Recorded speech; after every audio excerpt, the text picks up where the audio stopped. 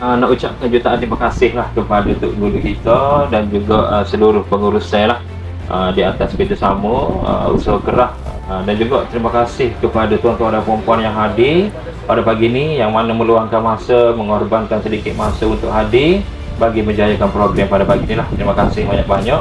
Mengharapkanlah sedikit sebanyak kotak infak ini rakyat dapatlah meringankan sedikit beban, insya-Allah deh.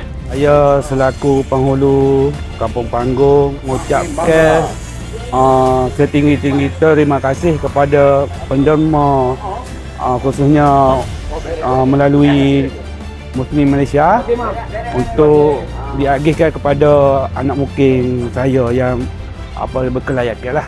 Terima kasih banyak kepada Muslim Malaysia. Terima kasih banyak. Terima kasih Muslim Malaysia.